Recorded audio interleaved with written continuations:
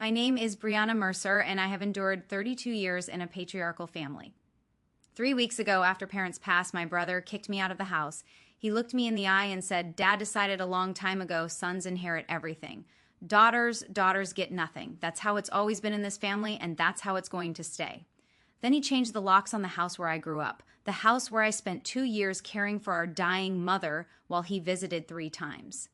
The house where I held her hand through chemotherapy while he checked his Rolex and complained about traffic. He threw my belongings onto the lawn and told me I was nothing but a burden, because in my father's eyes, that's all a daughter could ever be. But here's what my brother didn't know. Our mother had spent 8 years preparing for this exact moment.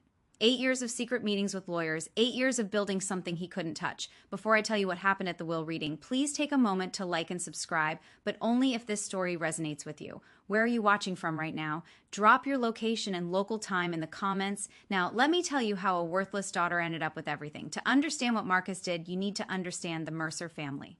My father, Robert Mercer, built his life around one unshakable belief: sons carry the family forward. Daughters, they marry well and disappear into someone else's name. He wasn't cruel about it, not overtly. He just allocated his attention accordingly. He was a contractor successful enough to buy us a 4-bedroom colonial in the Connecticut suburbs. Nice neighborhood, good schools, a workshop in the garage where he spent weekends with Marcus teaching him to build things while I helped Mom in the kitchen. My mother, Linda, was the quiet center of our home. She kept a lavender garden in the backyard that she tended every morning. She had this way of smoothing over my father's sharper edges, of making his dismissals feel less personal. Marcus, 6 years older than me, absorbed Dad's worldview like scripture. When he graduated, Dad paid for his business degree at UConn. When Marcus wanted to get into real estate, Dad connected him with every contractor and developer he knew. When I wanted to go to nursing school, Dad said, "Girls don't need expensive educations. You'll get married anyway." I got scholarships. I worked double shifts at a diner. I paid my own way, and I remember this was 8 years ago. My mother pulling me aside one evening after another dinner where Dad praised Marcus's first big sale while barely acknowledging my acceptance into the program. "I've taken care of you," she whispered, squeezing my hand. "You won't understand now." But I have. I didn't know what she meant. I thought it was just something mothers say. I had no idea she'd spent that afternoon with a lawyer named Evelyn Cole, signing papers that would change everything. 2 years ago, Mom was diagnosed with stage 3 breast cancer. I still remember the call. I was halfway through a shift at Maplewood Senior Living when my phone buzzed with Dad's number. He never called me at work. He barely called me at all. "Your mother's sick," he said. "You need to come home. Not we need you, just you need to come home." Like it was my job, like it had always been my job. I moved back within the week. I requested night shifts so I could be with Mom during the day, chemotherapy appointments, radiation sessions, the slow deterioration that cancer brings. My paycheck dropped by 20, but I didn't care. This was my mother. Marcus visited 3 times in 2 years, 3. Each visit lasted less than an hour. He'd sweep in wearing his Hugo Boss suits, kiss Mom's forehead, check his Rolex, and leave.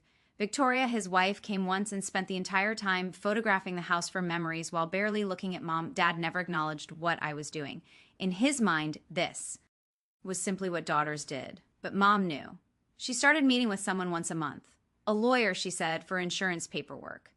I'd drive her to an office in Hartford, wait in the car, and drive her home. She always seemed lighter afterward, like she'd set something down she'd been carrying too long. "You're such a good girl," she told me one night when I was helping her into bed. "Whatever happens, Brianna, remember that you did everything right. You showed up. That matters, more than anyone knows." I thought she was talking about the cancer. She wasn't. Let me tell you about my brother and his wife. Marcus and Victoria lived in Greenwich, a 5-bedroom dream house in a neighborhood where the mailboxes probably cost more than my car.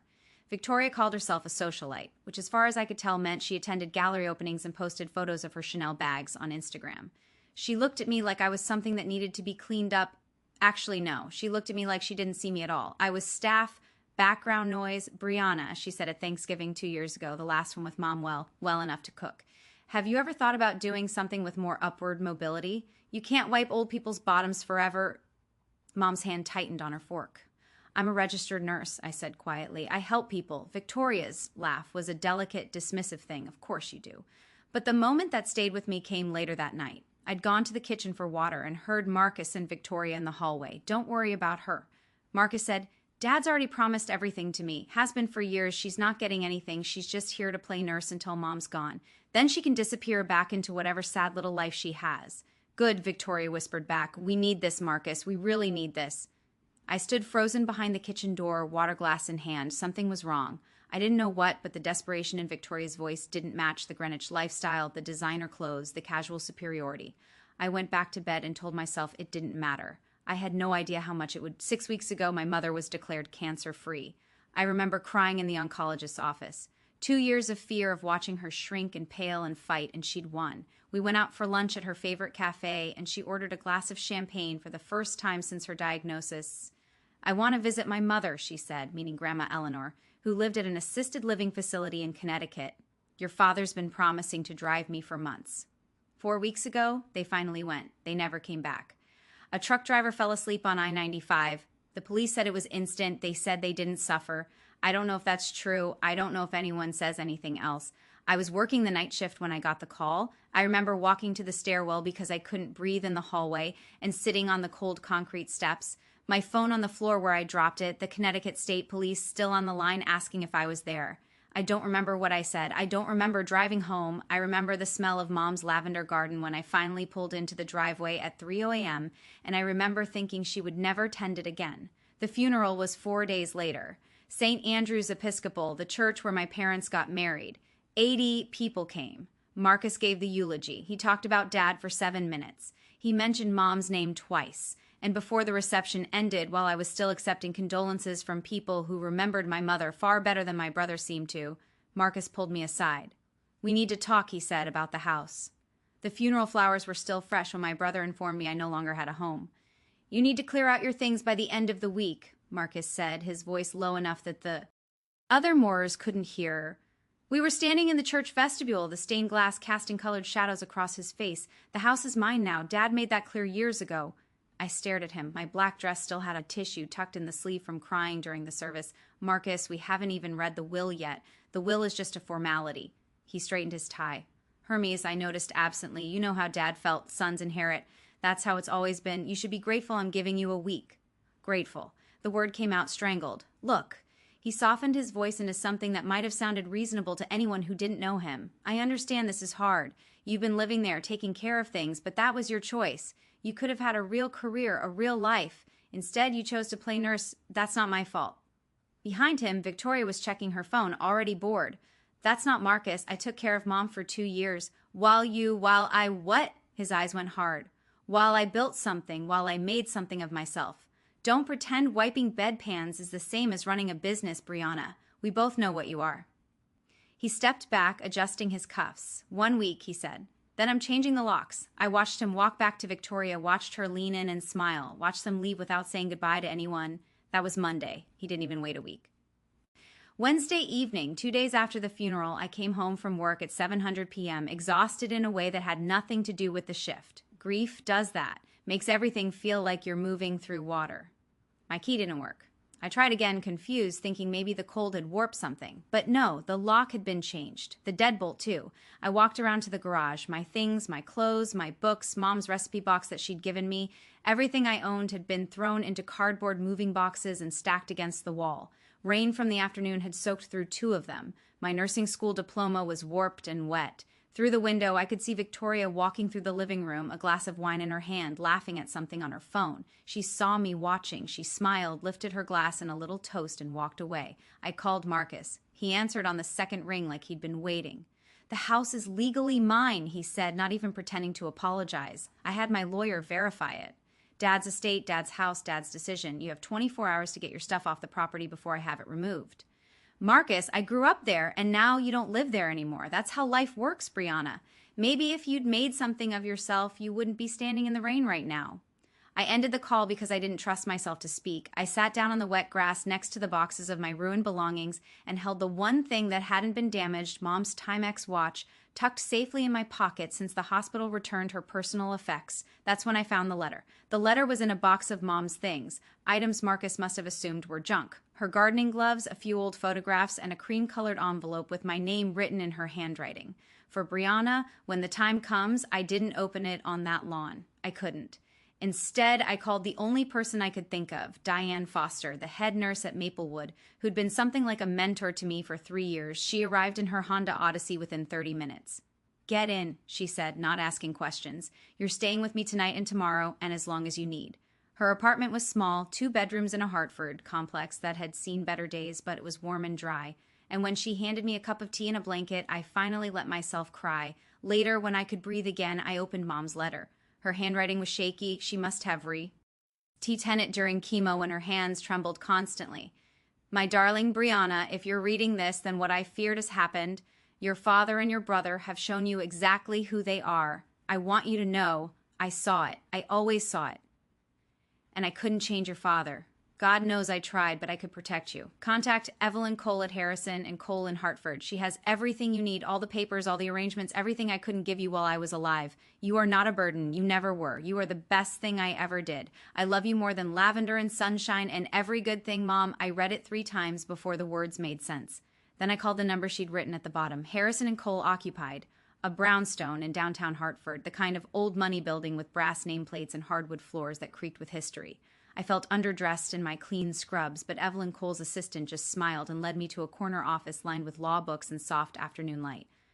Evelyn was not what I expected. Late 50s silver hair swept into an elegant twist, wearing a charcoal Armani suit, but her eyes were warm when she shook my hand. Brianna, she said, I've been waiting for your call. Your mother spoke about you constantly. That almost broke me right there. I swallowed. She left me a letter. She said you had papers. Evelyn gestured to a chair. I do. Your mother and I worked together for 8 years, Brianna. She was one of the most deliberate people I've ever represented. 8 years?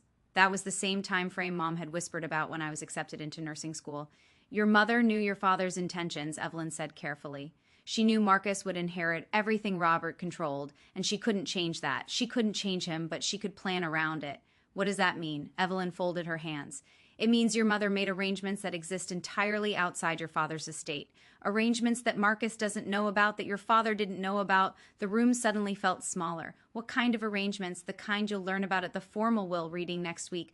Both your parents' wills need to be read together. She paused. But I want you to trust me until then. Can you do that? Whatever Marcus says, whatever he threatens, don't react, don't sign anything. Just wait. Why? Her smile was almost gentle. Because your mother is about to have the last word. 3 days before the will reading, Marcus called. It was 10 p.m. I was sitting in Diane's kitchen, the lights dim, trying to read a book without absorbing a single word. His name on my phone screen made my stomach clench. Brianna. His voice was friendly, which was somehow worse than hostile. I've been thinking this situation, us being at odds, it's not good for anyone. You kicked me out of my home 2 days after our parents' funeral. Marcus, I know, I could have handled it better. He actually sounded apologetic. That's why I'm calling. I want to make this right. I waited. I've drawn up a simple agreement, he continued. You sign away any claim to contest the estate, and in exchange, I give you $10,000 cash, enough to get yourself settled. Somewhere nice. $10,000 for a lifetime of being told I was less, for 2 years of caring for our mother while he visited 3 times. For every dismissal, every slight, every moment, Marcus and my father made me feel like I was taking up space that should have belonged to someone worthier. No, Brianna, be reasonable. You're not going to win anything in probate. Dad's will is clear. All you'll do is spend money on lawyers and drag this out for months. Take the money, start over. I said, no, Marcus, I'll see you at the will reading. His voice hardened instantly. You're making a mistake. You know that, right? You're going to walk out of that room with nothing, less than nothing, and you'll wish you'd taken. This offer, then that's my choice to make. Fine. He practically spat the word, but remember, I tried to be generous. What happens next is on you. The line went dead. I sat down the phone with shaking hands. Then I did exactly what Evelyn told me to do. I waited. I have to pause here and ask you something. Have you ever been pressured to sign something by family? Told you have no right to ask for what's fair. That feeling, that specific helplessness, it stays with you. If this story is hitting close to home, leave a comment. I read every single one, I promise. And if you haven't subscribed yet, now might be the time, because what happens next at that will reading, it changed everything. The will reading was scheduled for 2 p.m. on a Thursday at Harrison and Cole. The conference room had a mahogany table long enough to seat 12, though only 6 of us were there. Marcus, Victoria, me, Evelyn Cole, her assistant, who would serve as witness, and to Marcus's visible surprise, my grandmother, Ella Lenore. Marcus's smile faltered when Grandma walked in. I didn't know you were coming. Grandma Eleanor Whitfield was 82 years old and sharper than most people half her age. She wore a navy dress, her silver hair pinned back, and the sapphire ring she'd worn for as long as I could remember glinted on her finger. I was asked to be here, she said simply, taking the seat next to me, by my daughter, Marcus and Victoria exchanged glances. Well, Marcus said, recovering his confidence, the more the merrier, I suppose, though I don't see why we need to make this complicated. Dad's wishes were clear. Evelyn took her place at the head of the table, folders arranged precisely before her. Before we begin, I should note that we will be reading 2 wills today. Robert Mercer's will and Linda Mercer's will. They are separate documents with separate provisions. 2 wills. Victoria frowned. Why would that matter? Everything was jointly owned. Evelyn's expression remained neutral. Not everything, as it turns out. I felt Grandma's hand find mine under the table and squeeze. Marcus straightened his Rolex with a practiced gesture. Fine, let's get this over with. Read Dad's will first. Evelyn opened the first folder. Very well. Last will and testament of Robert Allen Mercer, dated 14 months ago, witnessed and notarized in Hartford County. The room went quiet. This was it. Dad's will was exactly what Marcus expected. Evelyn read through the standard provisions, executive appointments, debt payments, funeral instructions before reaching the distribution of assets. To my son, Marcus Robert Mercer, I leave 70% of my personal assets, including my vehicle, my workshop tools and equipment, and my share of all financial accounts held jointly with my wife. Marcus nodded slowly, satisfaction spreading across his features. To my daughter, Brianna Lynn Mercer, I leave 30% of my remaining personal assets. 30% of remaining assets, Victoria murmured, doing the math. After debts and expenses, so basically nothing. That's not I started. It's fine, Marcus cut in magnanimous now. Dad's accounts totaled about $80,000. You'll get something, Brianna. Maybe $24,000 after everything's settled. He smiled at me like he was doing me a favor. That's more than I expected Dad to leave you. Honestly, Marcus, Grandma said quietly, perhaps you could let the lawyer finish.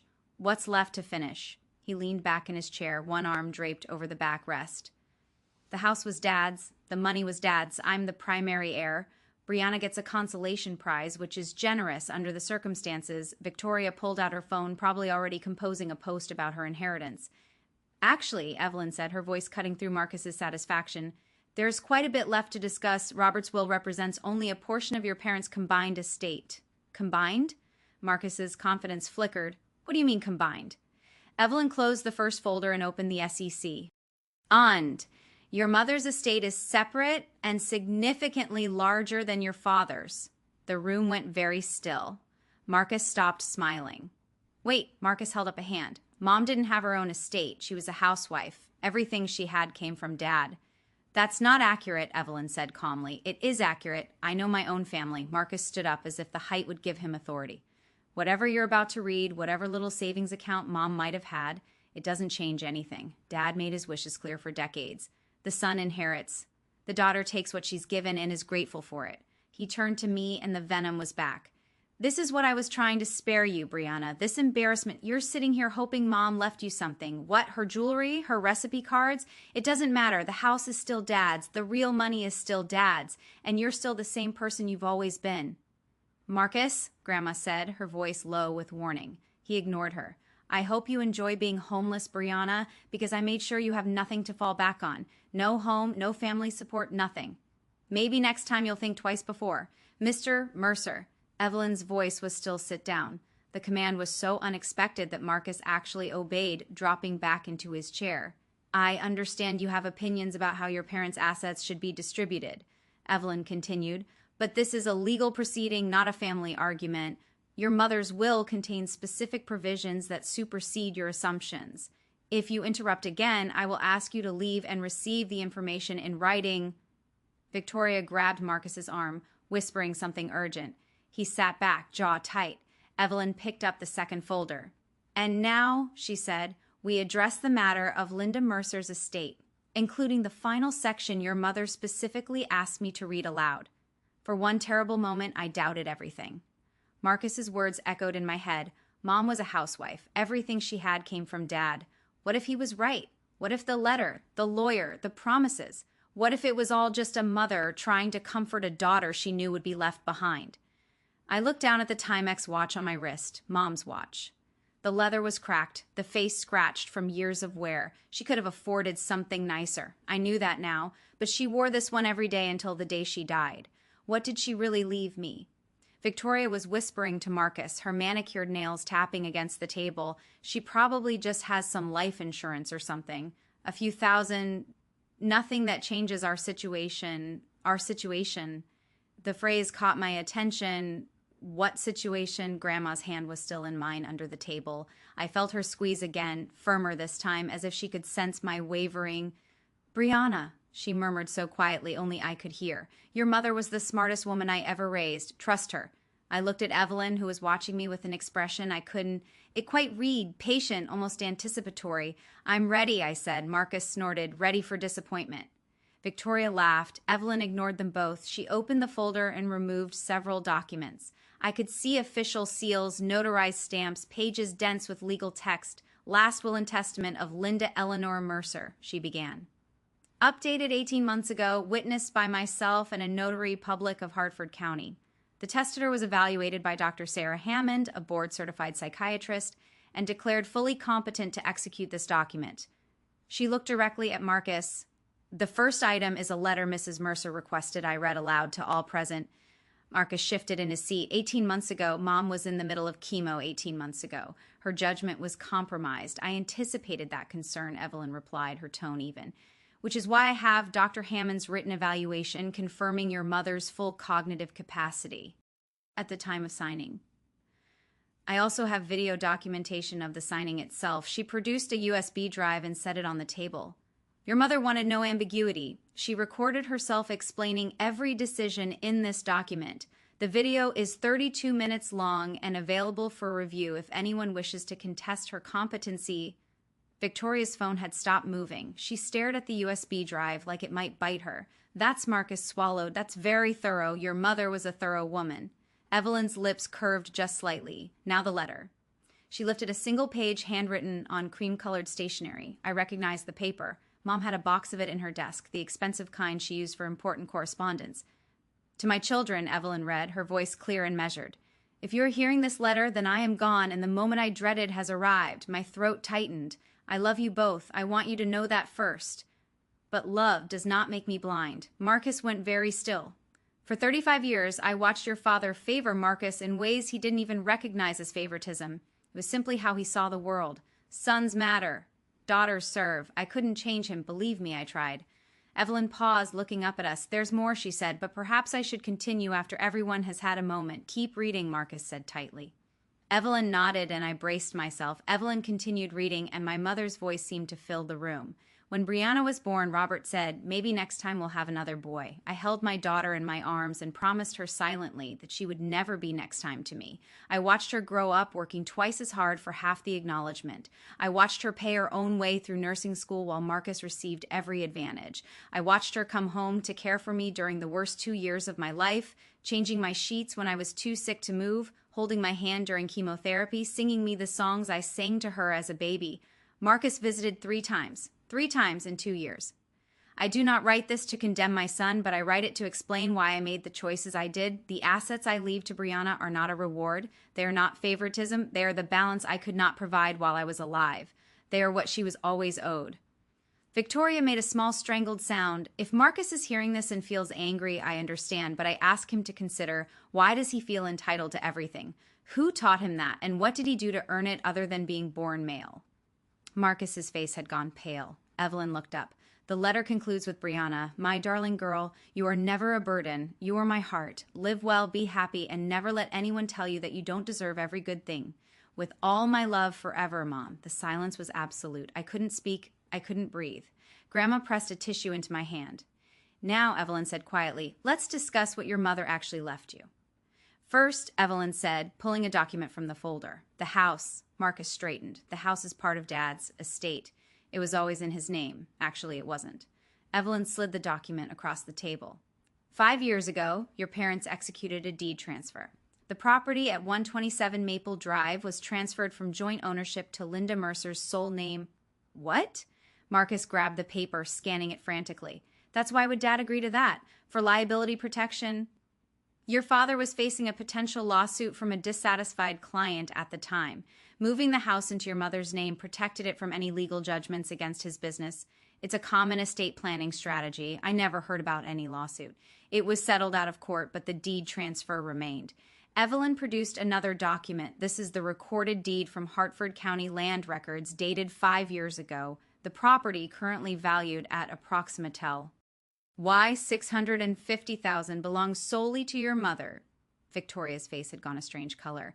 But that means it means your mother had full authority to leave it to whomever she chose. Evelyn looked at me. And she chose you, Brianna? No. Marcus shook his head. No, this has to be a mistake. Dad said he always said your father believed what he wanted to believe, Grandma said sharply. Linda told him the deed transfer was temporary for the lawsuit. She never transferred it back and he never checked. I stared at the deed, my mother's signature at the bottom, neat and deliberate.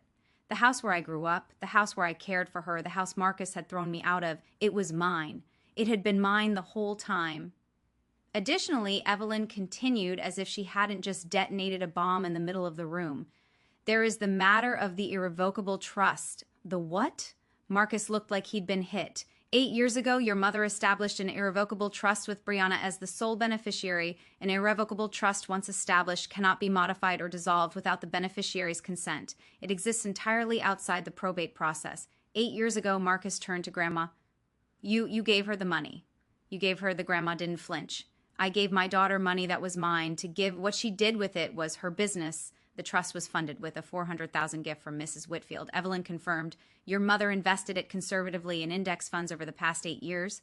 The current value, she consulted her notes, is approximately $1.2 million. Victoria made it sound like she'd been punched. $1.2 million, Marcus repeated slowly. That is correct. And because the trust is irrevocable and was funded entirely with your grandmother's gift, separate property never commingled with marital assets. It was never part of your parents' joint estate. It has always belonged to Brianna. I couldn't process the number. 1.2 million. My mother, who wore a Timex watch and grew her own vegetables, had quietly built me a fortune while I thought I was barely getting by. This is fraud, Marcus sputtered. This is Dad didn't know about this. He would never have. Your father's knowledge is irrelevant, Evelyn said calmly. The trust was legally established with funds that were never his. He had no claim to it, and neither do you. The USB drive sat on the table untouched. 32 minutes of my mother explaining why she'd done what she did. There is one final asset, Evelyn said. Marcus looked like he might be sick. Victoria's grip on his arm had turned white-knuckled. Your mother held a life insurance policy with Northwestern Mutual valued at $500,000. The beneficiary was designated as she paused. Brianna Lynn Mercer solely. Mom had life insurance. I hadn't known any of this. She purchased it 12 years ago when you were 16. She paid the premiums from her personal account, money your grandmother sent her annually as gifts. Your father was never a named beneficiary, but I'm her son, Marcus said. And there was something desperate in his voice now, something cracked. I'm her firstborn. She can't just leave me nothing. She can't. She didn't leave you nothing, Mr. Mercer. Evelyn pulled out a final page. Your mother's will specifies that you are to receive her personal effects, photograph albums, her jewelry collection, and a letter she wrote specifically for you. A letter?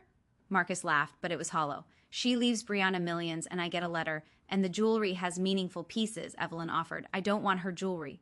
Marcus slammed his palm on the table. Victoria jumped. I want what I was promised. I want what I earned, what you earned. I spoke before I could stop myself. The words came out quiet, but they filled the room.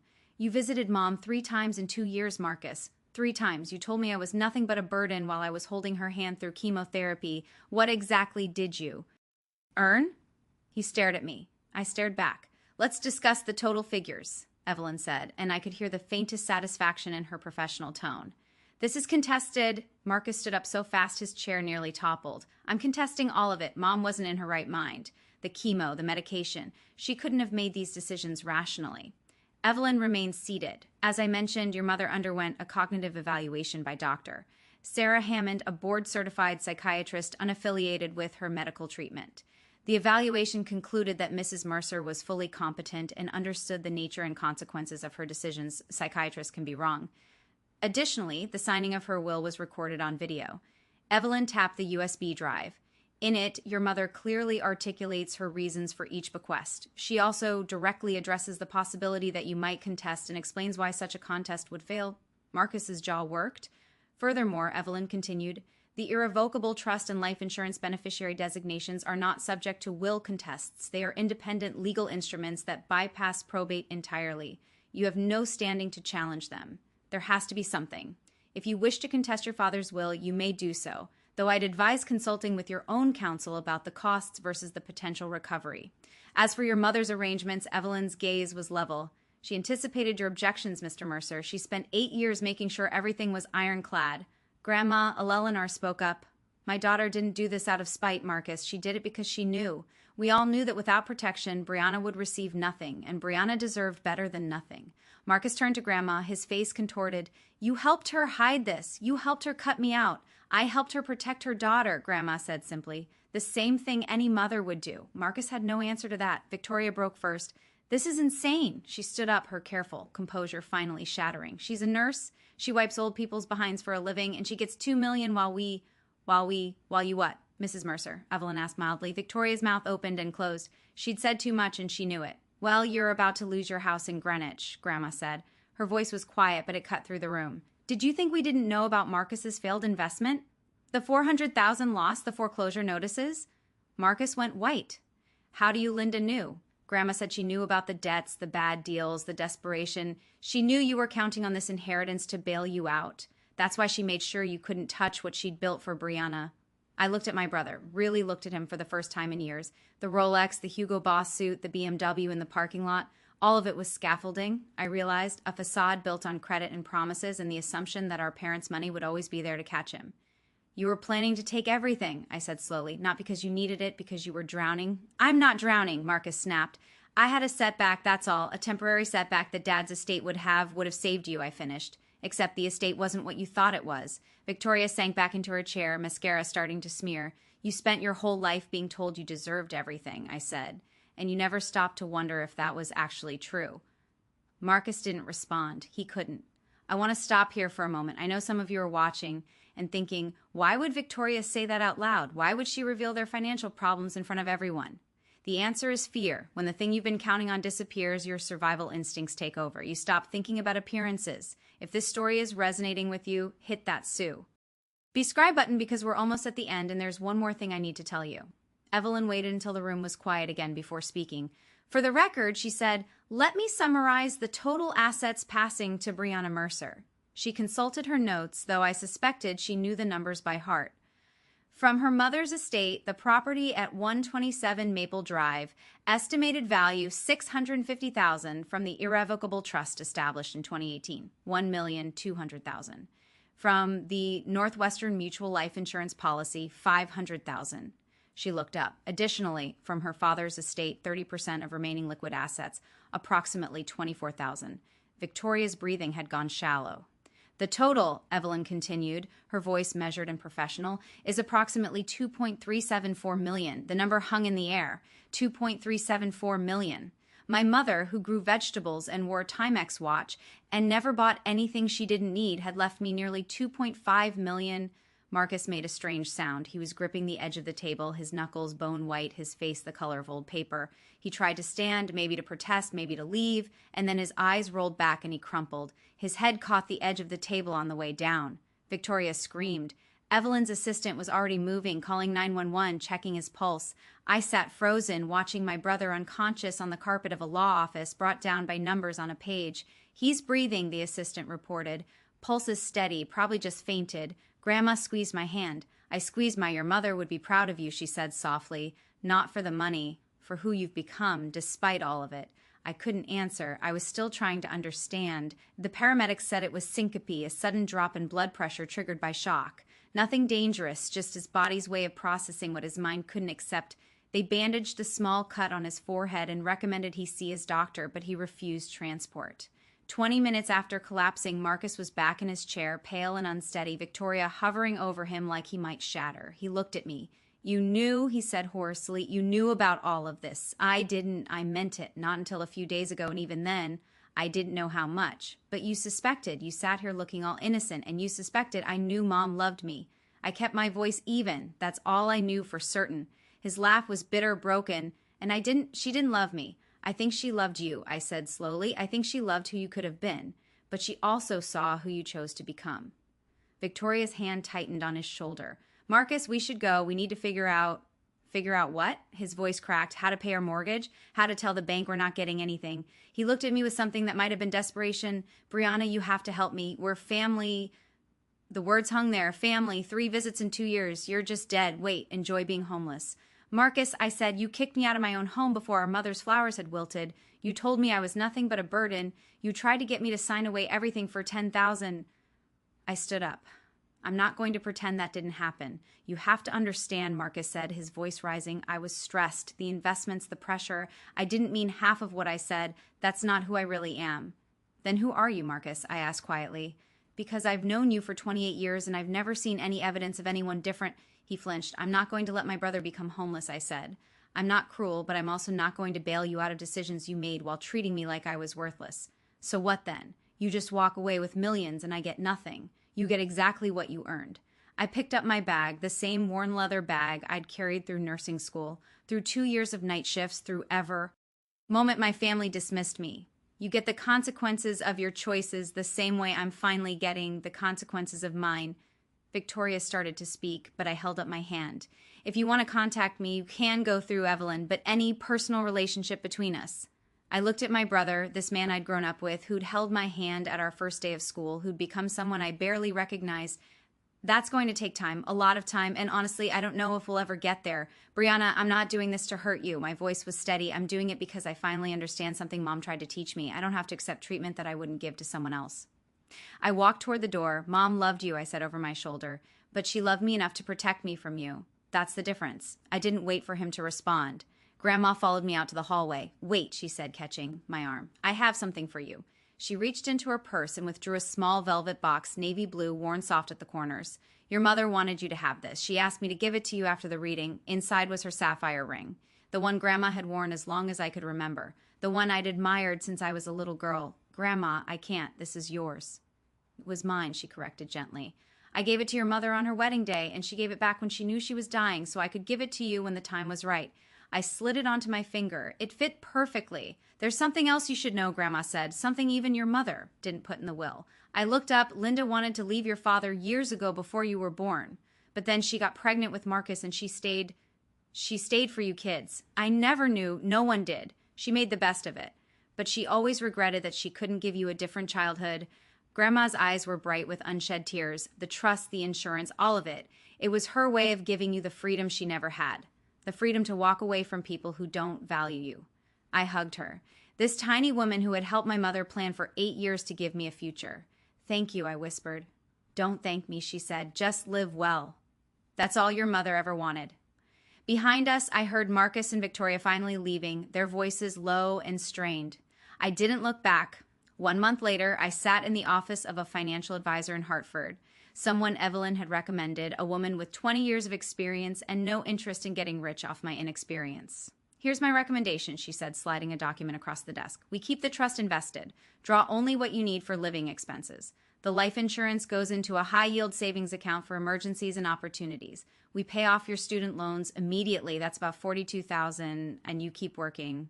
Keep working? I'd expected her to suggest I retire, travel, do something extravagant. You love your job, she said simply. Money shouldn't change who you are. It should just give you options. So that's what I did. I paid off my loans, a debt I'd been chipping away at for 6 years, gone in a single transaction. I kept my position at Maplewood, though I switched to day shifts now that I didn't need the night differential. I stayed with Diane for another month while I figured out what to do about the house. Because the house was complicated, it was where I'd cared for Mom, where I'd been thrown out like garbage, where Marcus and Victoria had drunk wine while my belongings soaked in the rain. It was also the place where Mom had grown her lavender garden, where she'd tucked me in at night, where she'd quietly met with lawyers and built a future I never knew existed. I wasn't ready to live there. Not yet. But I wasn't ready to sell it either. Rent it, Diane suggested one evening. Let it pay for itself while you figure things out. There's no rush. She was right. For the first time in my life, there was no rush. I had time now. Mom had given me that. 3 months after the will reading, Grandma called me with news. Marcus had to sell the Greenwich house. She said Victoria filed for divorce last week. I was at work on my break, sitting in the same stairwell where I'd learned our parents were dead. Strange how places accumulate moments. How do you know? His listing showed up on Zillow, and Victoria's Instagram is very forthcoming. Grandma's tone was dry. She's already rebranding herself as a survivor of narcissistic financial abuse. Direct quote. I almost laughed. Almost. Is he okay? Define okay. Grandma sighed. He's living in an apartment in Bridgeport, still working in real estate, but not at his old firm. I don't think anyone's inviting him to the Greenwich cocktail parties anymore. The version of me from 3 months ago might have felt some satisfaction. The new version, the one who'd had time to process, to grieve, to heal, just felt tired. I don't wish him harm, I said. I know you don't. That's the difference between you and him. Did Mom know about the debts, the financial trouble? She suspected. That's partly why she did what she did. She knew if there was money available, Marcus would find a way to take it. Not because he's evil, but because he was raised to believe he was owed it. I thought about my brother alone in a Bridgeport apartment, his wife gone, his lifestyle collapsed. I thought about the boy who used to chase me around the backyard, who let me ride on his shoulders at parades. I didn't know where that boy had gone, but I knew I couldn't save him. I'm going to the house this weekend, I told Grandma. First time since everything. Do you want company? Yeah, I think I do. The lavender garden had survived the winter, not all of it. Some of the plants had gone brown and brittle. But there, in the early April sunlight, I could see new green shoots pushing up through the soil. Life. Stubborn and persistent, refusing to give up. Grandma stood beside me, her arm linked through mine. She planted this garden the year you were born, she said. Did you know that? I didn't. I'd always assumed it was just something Mom enjoyed, not something with meaning. She said lavender was for protection, for purification. She wanted good things to grow around you. I walked through the back door. My key worked perfectly now. I'd had the locks changed weeks ago and stood in the kitchen where I'd made Mom countless cups of tea, where I'd held her hand through nausea and fear. The house was quiet. Marcus had left it relatively clean when he'd moved out, either out of some remnant of shame or because he'd been too rushed to trash it. Mom's things were still here, her recipe cards in the drawer, her reading glasses on the nightstand, her robe hanging in the closet. I went to her bedroom and sat on the edge of the bed. On the nightstand was a small album I'd never seen before. Inside, photographs of me from infancy to adulthood. First steps, first day of school, nursing graduation, every milestone she'd witnessed. On the first page, in her careful handwriting, for my bravest girl. Grandma sat down beside me. She spent weeks putting that together. She said during chemo when she couldn't sleep. She said it was her way of counting the good things. I held the album to my chest and finally let myself cry. Not grief this time, gratitude. 6 months after that, while reading, I enrolled in a nurse practitioner program. It was something I'd wanted for years, the chance to do more than bedside care, to diagnose and treat, to help patients in a deeper way. But the program was expensive, and between my student loans and my barely there savings, it had always seemed like a distant dream. Now I could afford it. I used money from the trust, following the plan my financial advisor laid out, enough for tuition and books, with the rest still owing quietly in the background. I kept working part-time at Maplewood because I wasn't ready to leave the patients I'd grown to love. Diane and I found an apartment together near the hospital, 2 bedrooms, a tiny balcony where I started growing lavender and pots. She said living alone was overrated anyway, and I said having a roommate meant someone to split streaming subscriptions with. We both knew it was more than that. Grandma called every Sunday. She'd tell me stories about Mom as a child, about their adventures before she met Dad, about the woman she was before life wore her down. I recorded the calls on my phone, building an archive of the mother I was still getting to know and the house on Maple Drive. I rented it to a young family, a nurse actually from Maplewood, and her husband and 2 little girls. The older daughter asked if she could take care of the lavender garden. I said yes. I said yes to a lot of things that year, to opportunities to rest, to the slow process of understanding that I was worth more than I'd been told. My mother didn't give me money. She gave me permission to believe I deserved it. I've thought a lot about why Marcus became who he is. Not to excuse him. There's no excuse for how he treated me.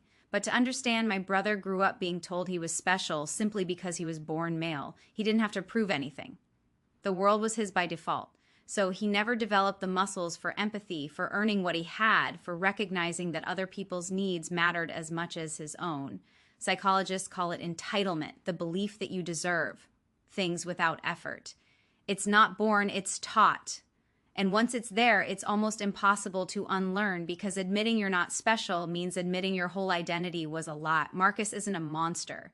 He's a product of a system that told him he was worth more than he was. And when reality finally caught up, he didn't know how to handle it. I don't know if he'll ever change. I hope he does. But I also know that his change isn't my responsibility. My responsibility is to myself to live the life Mom wanted for me, to set boundaries that protect my peace, to remember that walking away from toxic people isn't cruelty, it's survival.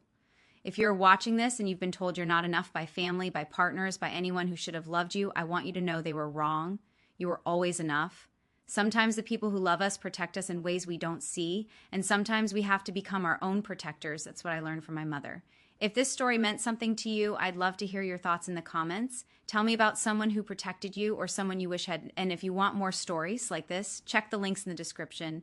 Thank you for staying until the end. It means more than you.